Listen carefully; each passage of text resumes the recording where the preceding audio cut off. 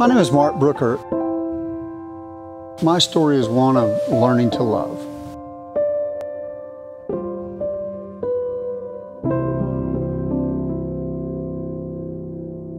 Foreigner had a great song in the early 80s called I Want to Know What Love Is. And you know the second line Lou Gramm sang was, and I want you to show me. And the reality is that people think that that had to do with Lou Gramm's wife or girlfriend, and the way the world thinks about that, that's probably true. But what I found out was that I needed Christ to show me what love is.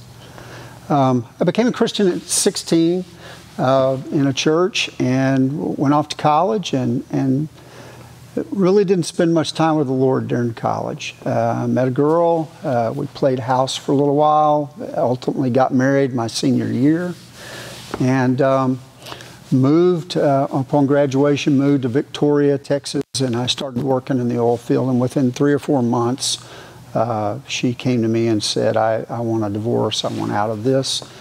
We had developed a mutual friend, and in fact, there was a ball cap in the oil field that said, my wife ran off with my best friend and I miss him. And that was kind of our story. And so right out of the chute, at 21 years old, I have this disastrous marriage that doesn't even make the first anniversary. So God said, I'm not going to fix this, but I do want to fix you.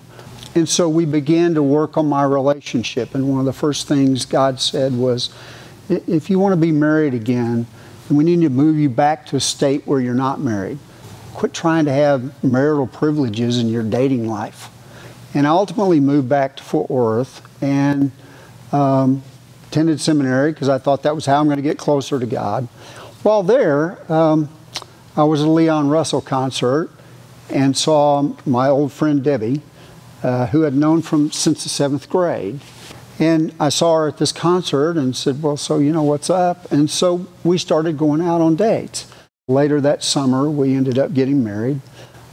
She became a Christian as we were dating, and the following year we were both rebaptized in a church together as a husband and wife.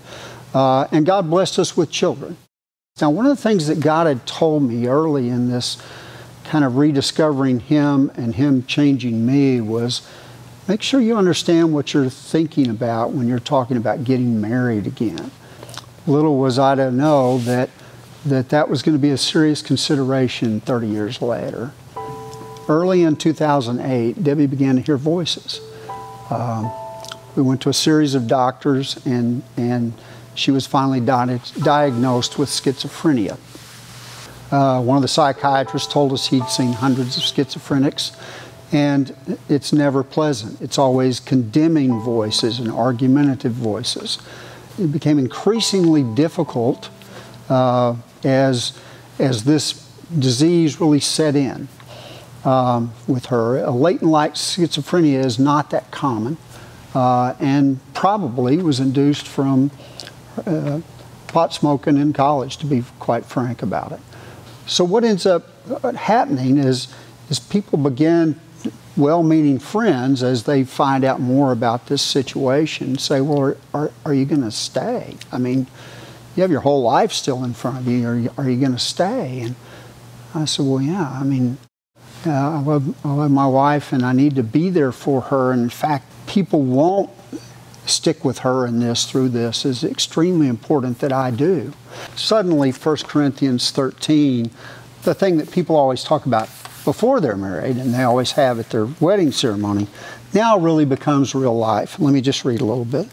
So love is patient and kind. Love does not envy or boast. It is not arrogant or rude. It does not insist on its own way. It is not irritable or resentful.